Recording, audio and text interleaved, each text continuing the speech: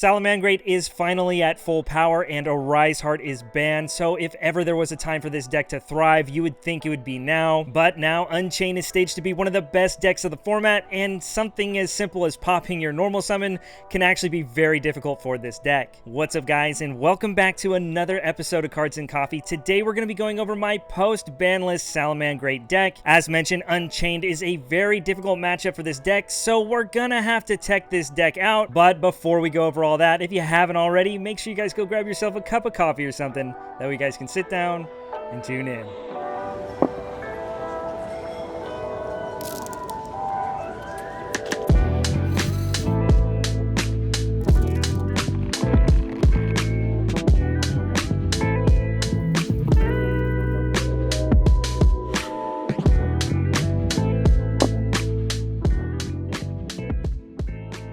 Alright, so like I said, we're going to be going over my current Salamangreat list post-Banlist. As mentioned, there are some awkward matchups for this deck, so we're going to have to tech this deck out to help it compete with the rest. But this format is looking to be very diverse and can compete with some of the best decks in the format. And as a wise man once told me, there's a reason they don't call this deck Salaman good. But jokes aside, hopping straight into the monsters, first off I want to say I am still running 3 copies of Salamangreat of Fire. I just believe this is one of the best consistency cards for this deck, and being able to pull it out with Mirage Thalia when you already have the Gazelle is really amazing as well. And not only that, since getting access to Gazelle is so much easier now, to help us play through boards, now we can prioritize searching our extenders. I will say the one downside to this card for me is the fact that now you don't really get to play Parallel Exceed, and I think rank 4s sound pretty decent going into this format. Obviously Baguska counters a lot of decks right now, but Dweller is looking to be really amazing, not only against the Unchained matchup, but the rising threat that is Tearlament. Again, time will tell how the format develops, and we'll see if we need to make those changes,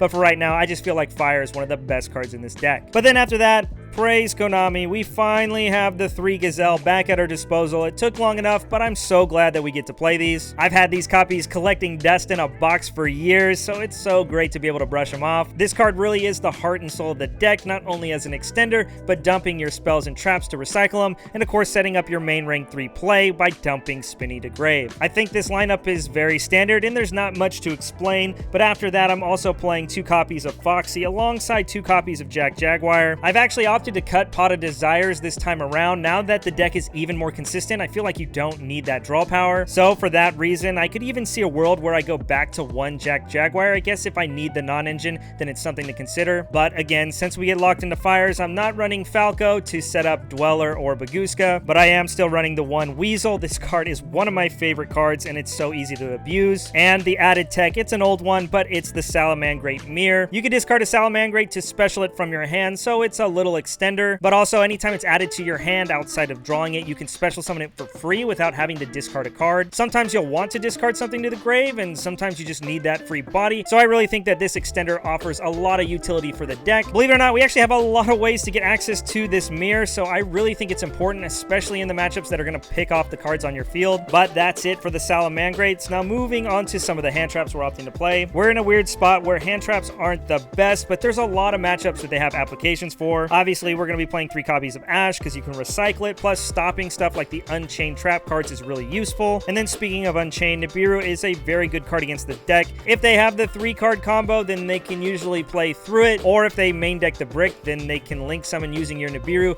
to kind of continue their Griffin lock. But when you pair it with any other hand trap or any other interruption that this deck can put up, hands down Nibiru is one of the most punishing cards, and it plays around the destruction in that Unchained matchup. And then the last hand trap I'm opting to play now is 3 copies of Imperm. Again, a really good generic hand trap right now, plus going second, you can use it as a chalice. But then after that, moving on to the spells, we're still opting to run 3 copies of Signet Mighting. Obviously, the consistency is really important, but the discard comes up very clutch when trying to play through a board. You need as much extension as possible, so by putting names in grave, it can just help you push through things that much easier. Then, of course, we're playing the 3 Circle to search out any salad in our deck. Being able to do it in draw face and play around Drool is neat, but then, of course, we're playing the 1 Sanctuary and, of course, the 1 Will of the Salamangreat. All staple stuff, and you could argue to play multiple Wills, but they could just pop it with their Unchained traps, so I don't see myself playing more than one, at least right now. Next, for some of the tech cards I'm opting to run is actually 3 copies of Triple Tactics Talents. This might seem a little bit extreme, but again, you can discard it off of Cyanide Mining, worst case scenario. This is also added draw power since we're not playing Desires,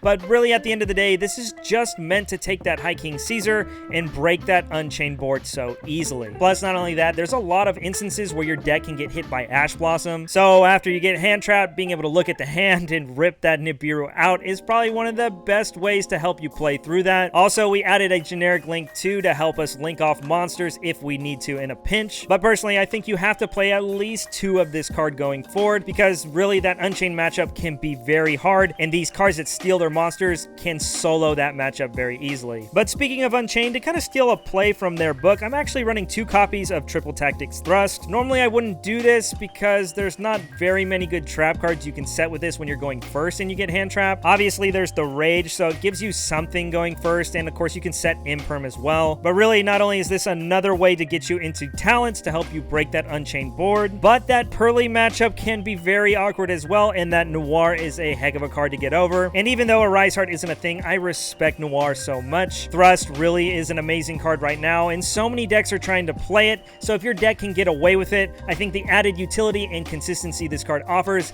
really puts this deck over the top. Oh, and don't forget, it also searches Cyanide Mining, and that searches Ymir and is an extender, so if your field's getting stopped, then you can keep pushing with this card as well, going second. And then we already talked about the Rage, but of course we're playing the Roar. This card's more important than ever now. This card is so important at stopping stuff like the Unchained traps from floating into more monsters. Plus, it can stop all the board breakers running around in the format, so that's very important as well. I could even see myself running 2, that way I see it more often, but I still feel like 1 and 1 is correct, and of course that makes a solid 40 cards. Alright, so now we're going to go over the extra deck. If you're looking for combos, I actually showed some of the basic 1 and 2 card combos in the last profile I did recently, so if you want to learn the basics of what this deck can do, make sure you guys go back and check that out as well. Plus, if you're looking to help this channel grow, go check out all the affiliate links down below. There are so many great things available for you to purchase. Plus, if you use my code Cards&CoffeeTCG at Next Level Anime and Smart TCG, not only will you save 10% at checkout, but a portion of that purchase comes back to the channel,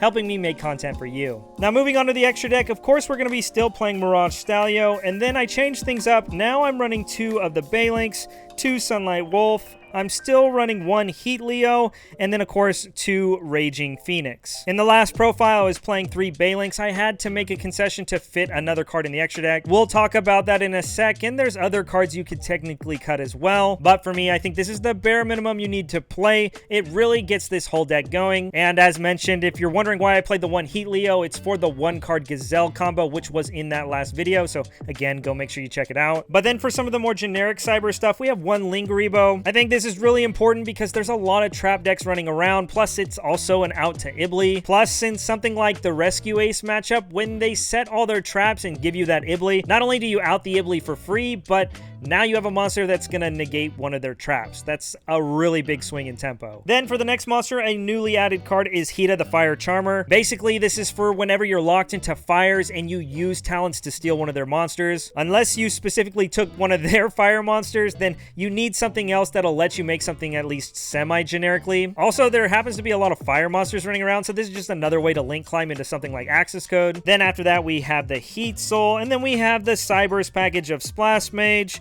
the Update Jammer, Transcode Talker, and as mentioned before, Access Code Talker. I think this is all fairly standard for the most part. Again, no rank 4s because, well, we get locked into fires pretty frequently. But if you don't have access to Salamangreat of Fire, or maybe you prefer just not to play it, then of course, by all means, fit that Falco into the main deck, maybe add a couple of rank 4s, and heck, even add Parallel Exceed. But that's going to wrap things up for today's video. Thanks again for tuning in. As the format develops, I'm sure this deck list will change, but as of right now, with what I expect to see, I think it's got a good shot in today's format. But once again, thanks for tuning in, and here's hoping to see you on the next one. Peace.